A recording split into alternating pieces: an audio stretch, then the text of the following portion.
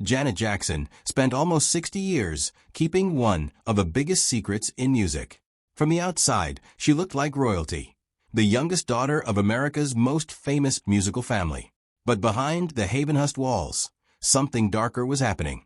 There were whispers about what her father did during rehearsals, rumors about the cruel names her own brothers called her, stories about why she started banging her head against walls before she was even 6 years old. At 59, Janet finally said what she had been hiding since Gary, Indiana. And what came out of her mouth left the entire world speechless. Janet Demita Jo Jackson was born into one of the most talked-about families in America. But her story did not begin with glamour. It began in Gary, Indiana, on May 16, 1966, when she came into the world as the 10th child of Joseph and Catherine Jackson. Her father worked at a steel mill as a crane operator, bringing home only about $40 a week, while her mother managed the house and cared for the children. The family lived at 2300 Jackson Street in a small 2-bedroom home. Life at the start was crowded, hard, and full of pressure. Catherine was deeply religious, a Jehovah's Witness, and she tried to keep peace inside a home that was already being pulled toward something much bigger. At that point, Joe Jackson had already failed in his own music dreams. That failure did not leave him quietly. Instead, he turned his focus to his sons. He wanted them to become what he never could. So while Janet was still a baby, the future of the family was already changing. By the late 1960s, Joe had shifted his energy into building the Jackson 5. When the group signed with Motown, everything around Janet began to move faster. The family was leaving behind welfare lines and steel town struggle, but the cost of that rise was heavy, especially inside the house. By the time Janet was 3, she was watching her brothers explode into stardom. From the outside, it looked magical. But for Janet, the picture was much darker. Behind the music, behind the stage lights, behind the screaming crowds, there was fear. Joe demanded perfection. When he did not get it, punishment followed. Rehearsals were tests. Mistakes could bring screaming, belts, cords, and violence. Janet was still tiny, but she saw enough to understand what happened when someone got it wrong. That fear stayed with her early. She hid backstage. She trembled when the brothers performed. She learned that applause could exist right beside pain. Even after the family left Gary and moved into a better life, the tension did not disappear. Joe's control only grew stronger. At the family's Havenhurst home, rehearsals were strict and exhausting. The boys were trained hard, and Janet absorbed the fear of it all. That kind of childhood does something to a person. For Janet, the pressure began turning into anxiety at a very young age. By the time she was around 5, stage fright had already started growing in her. She felt the stress so deeply that she would bang her head against walls in despair. The pressure did not just come from her father. It also came from inside the family, from the people closest to her. As she got a little older, her brothers mocked her body and her looks. They called her pig, cow, horse, and slaughter hog. Michael joined in, too. She laughed on the outside sometimes, but inside those words stayed with her. They cut into her confidence and planted insecurities that would last for years. Janet later opened up about how deeply those comments hurt her, leaving scars that did not fade quickly. She felt unattractive, ashamed, and not good enough. Those feelings would later connect to struggles with body image, emotional eating, and depression. At the same time, Janet was living a split kind of life. While her brothers enjoyed the spotlight, the girls did not receive the same attention. Joe poured so much into the boys that Janet was pushed to the side. She could see the luxury and the applause, but she could also see who it was really for. That is what made her first television appearances so important. In 1974, just after turning 7, Janet appeared on television with her brother Randy. It was a small moment, but it hinted that she had something of her own. Still, even that early spark came with nerves, because by then Janet already carried fear from rehearsals, criticism, and the family atmosphere. In 1976, Janet joined the CBS variety series The Jacksons. She was only about 8 years old. The show only lasted 1 season, yet it marked something permanent. Janet was no longer only the little sister watching from the side. She was now working, too. The problem was that work came at a cost. Rehearsals, filming, and pressure started pulling her away from school again and again. Her education never got steady attention. Later, she spoke about struggles with reading and learning and how disconnected she felt from school because her childhood was always being interrupted by performance demands. That pattern continued as Janet moved toward music.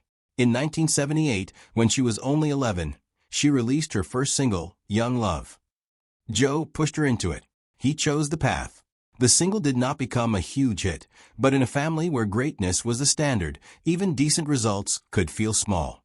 Janet was still a child, yet she was already being measured against giant shadows. Life at Havenhurst made the whole thing even stranger. The mansion did not feel like a fairy tale. It felt strict, controlled, and crowded in a different way. There were chores, expectations, and the constant sense that everyone had a role to play. Emotional freedom still felt far away. In the early 1980s, Janet's career kept growing even while her personal life became more complicated. She signed with A&M Records in 1982 when she was 16, leading to her self-titled debut album. But the project did not fully belong to her. Joe still had his hands on everything, and Janet did not yet have real creative control. At the same time, television made her even more recognizable. From 1980 to 1984, she appeared on Different Strokes, and then later on Fame. Beneath the bright image of a rising young star, Janet was carrying family pressure, insecurity, and the beginning of a secret relationship that would change her life. That relationship was with James DeBarge. Janet was still very young, and the romance became tied to freedom in her mind. It felt like escape. So in September 1984, at just 18 years old, Janet eloped with James DeBarge in Grand Rapids, Michigan. It was a bold move, but it did not bring the peace she hoped for. The marriage quickly turned chaotic. Drug problems, instability, and heartbreak entered almost immediately. The marriage was eventually annulled in November 1985 after only about 14 months. That same year, her second album, Dream Street, performed poorly. That failure pushed Janet toward something she desperately needed: a decision.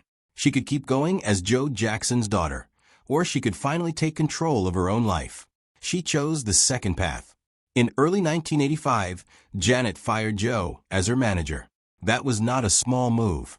It was the beginning of the woman the world would soon meet.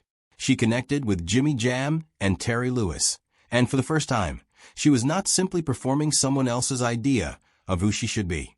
She was finding her own voice. The result was Control, released on February 4, 1986. The title said everything. This was not just an album. It was a statement. It climbed to #1 on the Billboard 200 and turned Janet into a star in her own right. What Have You Done For Me Lately hit the top 5. Nasty reached #3. When I Think of You gave her her first #1 hit.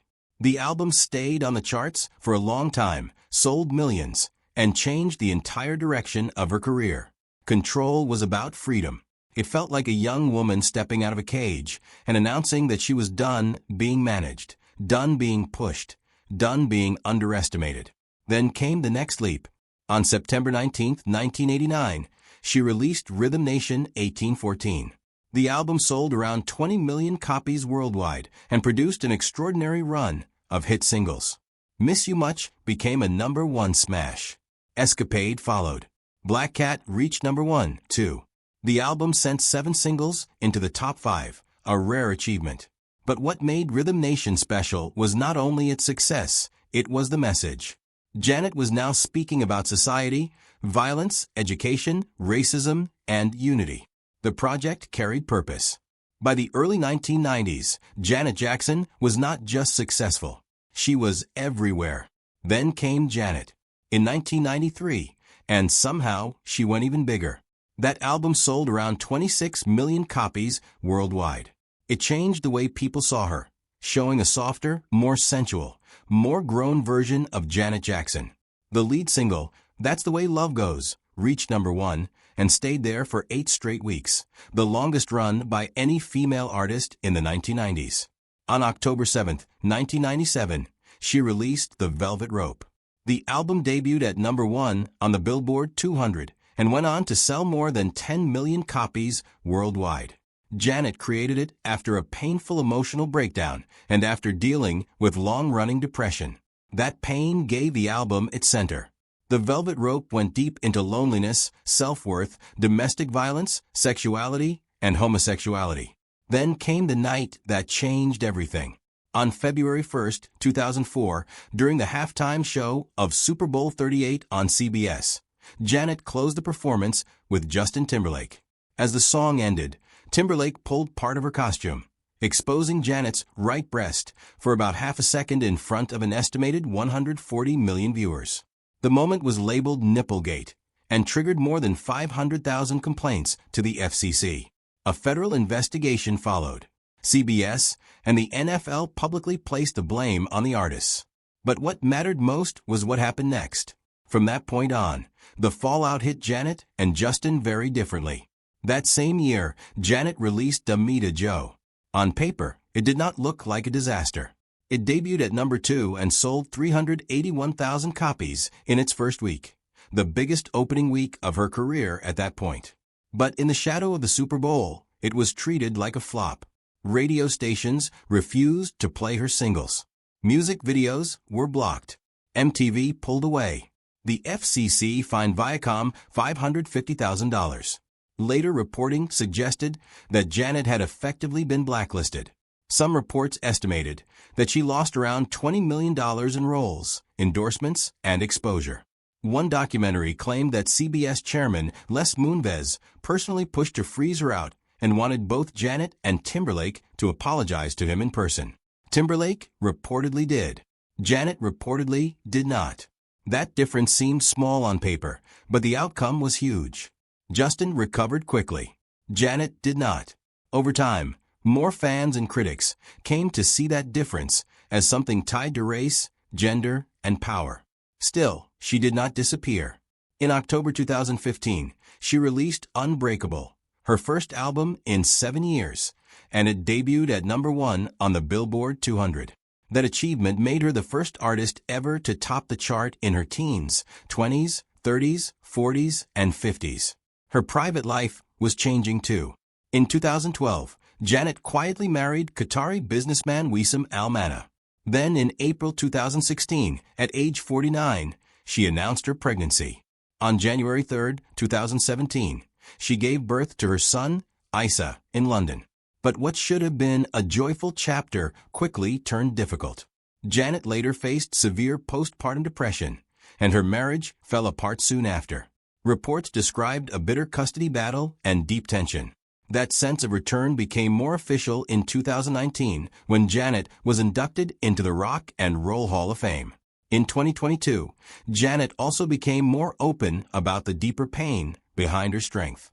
In her documentary Janet, she spoke more directly about childhood trauma and the physical punishment she experienced growing up. Joe Jackson had admitted years earlier that he used a leather strap on his children. Janet explained that she never felt like she truly had a father in the normal sense, and that those early wounds shaped her need for control, self-definition, and independence.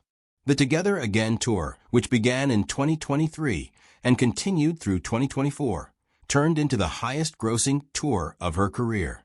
It passed the $100 million mark by mid-2025 and sold more than 1 million tickets worldwide. That comeback energy carried into Las Vegas. Her residency at Resorts World Theater opened on December 30, 2024, and ran into 2025. Show after show sold out. At the 2025 American Music Awards on May 26 in Las Vegas, Janet returned to live television after 7 years away. During her speech accepting the Icon Award, she said, "For the first time in my life, I feel like I'm free." Those words landed hard because they did not sound polished. They sounded personal. They sounded like something held in for a very long time. Then, in early 2026, Janet broke her silence again, this time about something she had never discussed publicly. In a candid interview with a major magazine, she revealed that during her childhood, there was a specific incident involving a family friend that she had kept hidden for over 5 decades. She did not name names, but she described feeling trapped and powerless, unable to tell anyone because of the strict control her father maintained over every aspect of the family's image. "We were not allowed to have problems," she said. "Problems would ruin everything he built." The revelation sent shockwaves through the entertainment world. Fans who thought they knew her story suddenly realized there was still so much they had never been told. At 59, Janet Jackson is no longer hiding. She has outlasted the forces that once tried to shrink her. She has survived the control, the cruelty, the scandal, and the silence. And now, for the first time, she is speaking on her own terms. The world is finally listening.